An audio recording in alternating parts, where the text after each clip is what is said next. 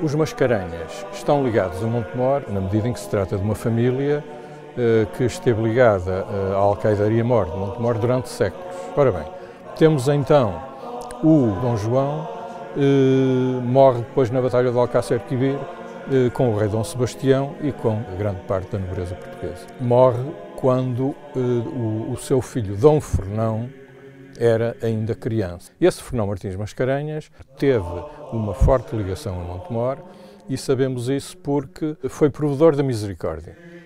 E foi no tempo dele que foi feita a Casa do Despacho, cujo teto é uma obra de arte e que ainda hoje é uma peça importante do património artístico de Montemor. É precisamente esse Dom Fernão Martins Mascarenhas que vai ser o construtor da cripta, aquele que mandou construir a cripta dos Mascarenhas na igreja do convento de Nossa Senhora da Saudação.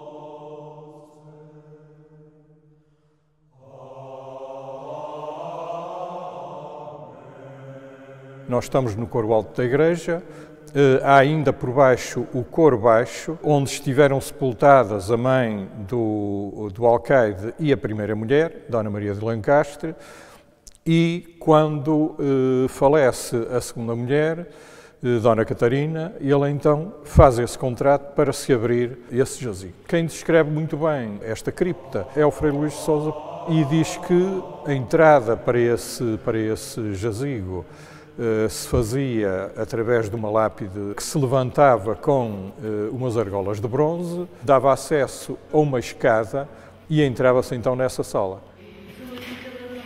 A escavação da cripta teve lugar durante o mês de agosto de 2008. Envolveu técnicos de diversas áreas. Tínhamos dois objetivos com esta escavação. O primeiro prendia-se com a salvaguarda do espólio que poderia ainda estar no seu interior, uma vez que existia um projeto de recuperação do convento e consideramos importante escavar a cripta antes de se dar início às obras.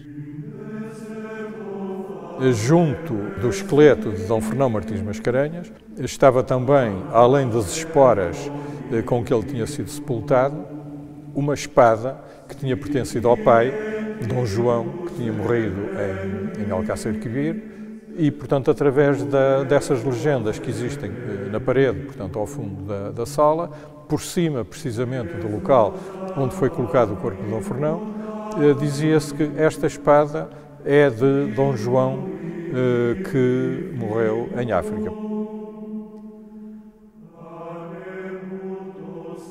É uma espada que aparentemente tinha apenas parte do punho fragmentada. A retirada dessa espada envolveu alguns meios mais complicados. Todos estes materiais que foram retirados da cripta foram levados pouco tempo depois para os laboratórios do Museu Nacional de Arqueologia para conservação e restauro. Bom, em termos de processo, nesta peça o que é que foi feito? Foi remover a peça da terra. Antes de começarmos com a limpeza, foi tentar montar o puzzle. Peneirar a terra toda que ainda restava para ver se encontrávamos mais fragmentos, o que aconteceu. Tentar colocar os fragmentos no seu local, de origem. Com o bloco que existia, o bloco central da espada, temos elementos orgânicos, temos prata, também temos ouro. Passámos essa etapa, então demos-lhe uma proteção com uma resina acrílica e no fim demos-lhe uma proteção com cerâmica oxidalina em toda a peça.